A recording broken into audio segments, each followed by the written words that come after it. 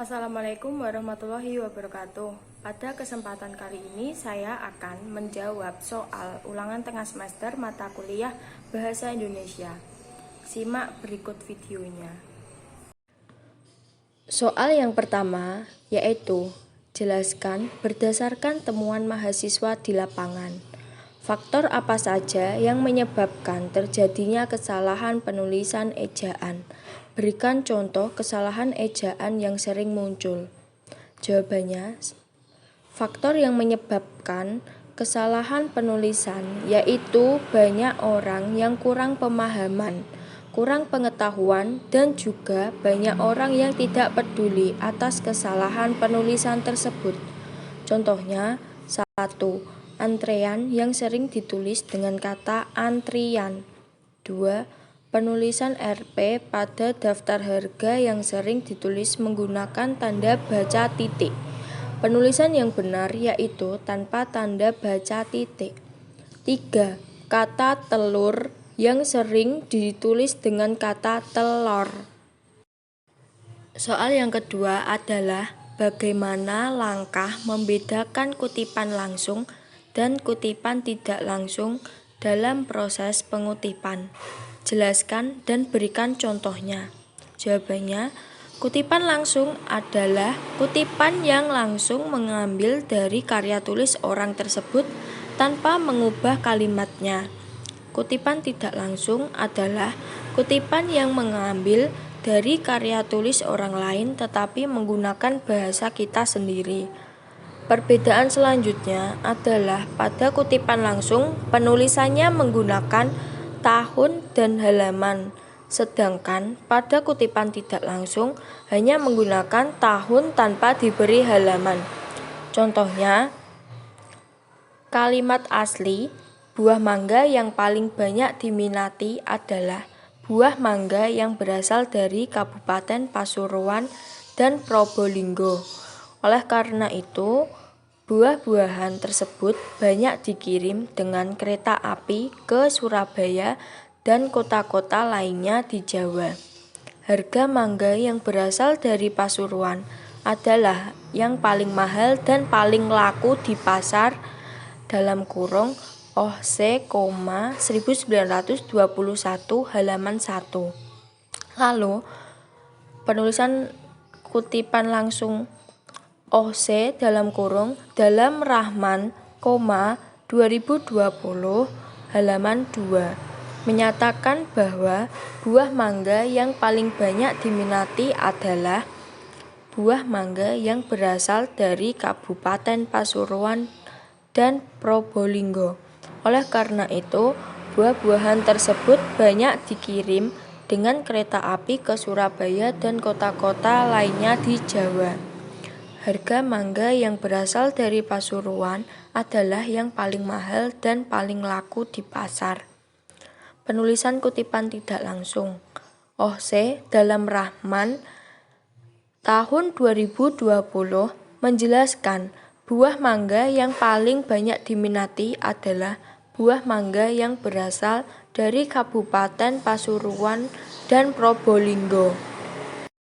Soal yang ketiga adalah apa perbedaan dari biografi dan bibliografi? Jelaskan dan berikan contohnya. Jawabannya, biografi adalah riwayat hidup seseorang yang ditulis oleh orang lain.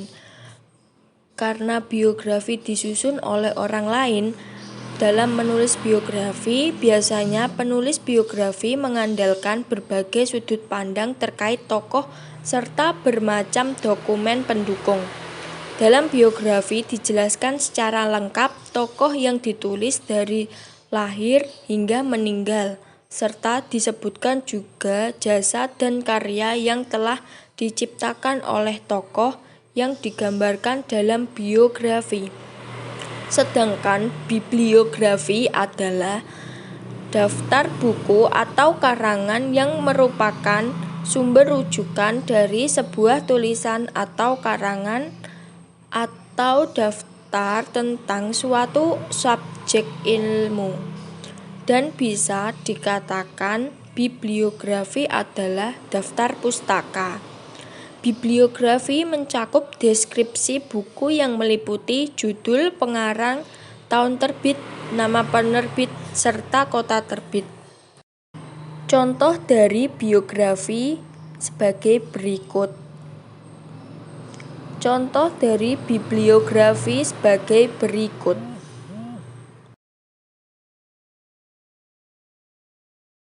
Soal yang keempat adalah apa perbedaan makna antara kata pukul dan jam jika dilihat dari penggunaannya untuk menunjukkan kata pergantian waktu. Jelaskan disertai dengan contoh kalimatnya. Jawabannya, kata jam menunjukkan masa atau jangka waktu yang sering juga kita sebut sebagai durasi. Sedangkan penggunaan kata pukul adalah untuk menunjukkan saat atau waktu di mana peristiwa akan terjadi. Untuk contoh dari perbedaan antara kata pukul dan jam adalah sebagai berikut. Penggunaan kata pukul yang tepat dan sesuai maknanya seperti jam belajar di sekolah akan dimulai pukul 7. Nah, kalau penggunaan kata jam yang tepat untuk sehari-hari misalnya, setiap hari Minggu saya berolahraga selama 1 jam dengan bersepeda di taman.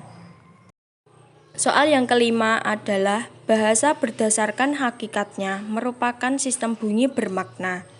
Jelaskan pernyataan tersebut dan apa kaitannya antara sistem bunyi bermakna dengan pengguna bahasa. Jawabannya, bahasa dinyatakan sebagai sistem lambang bunyi, yakni bahasa itu merupakan susunan kumpulan dari lambang-lambang bunyi seperti A, B, C, D, E, F, dan sebagainya. Dinyatakan sebagai sistem karena lambang-lambang bunyi tersebut memiliki makna bermakna. Soal yang keenam adalah mengapa sering terjadi kesalahan penulisan tanda koma. Jelaskan disertai 5 contoh kesalahan tersebut. Jawabannya, sering terjadi kesalahan penulisan tanda koma karena minimnya pengetahuan tentang tanda baca dan tidak peduli tentang kesalahan tanda baca. Bentuk kesalahan penggunaan tanda koma yang paling banyak adalah tidak menggunakan tanda koma setelah kata penghubung atau ungkapan penghubung di awal kalimat. Contohnya, 1. Dia membaca cerita pendek, sedangkan adiknya melukis panorama.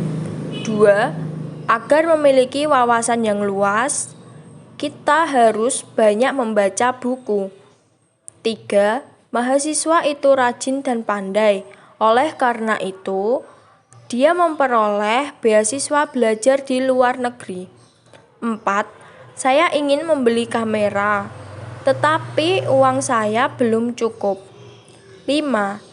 Ini bukan milik saya, melainkan milik ayah saya.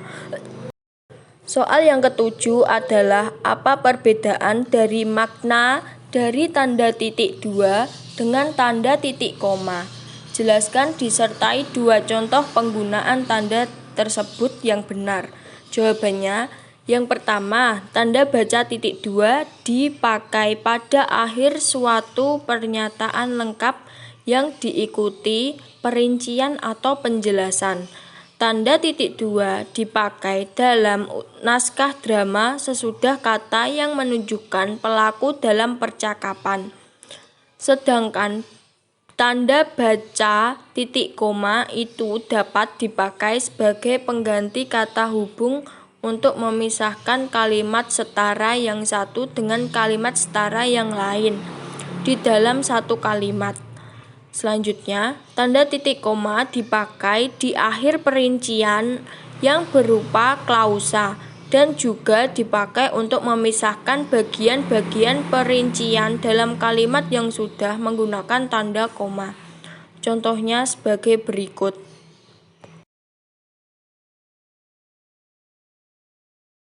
Soal ke-8 adalah jelaskan mengapa sering terjadi kesalahan penulisan huruf miring.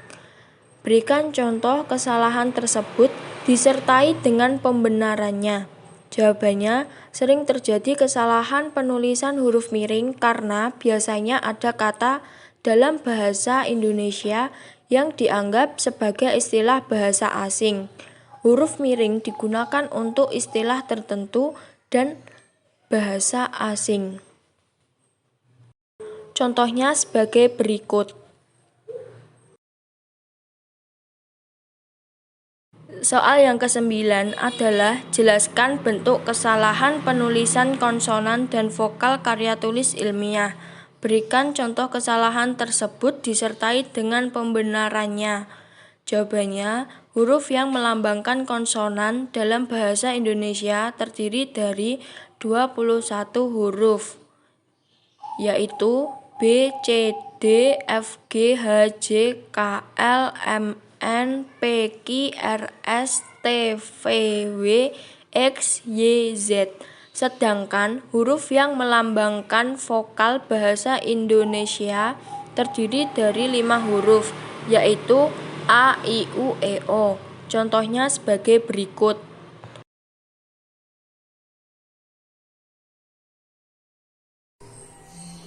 Sekian penjelasan dari saya. Apabila ada salah kata, mohon dimaafkan. Wassalamualaikum warahmatullahi wabarakatuh.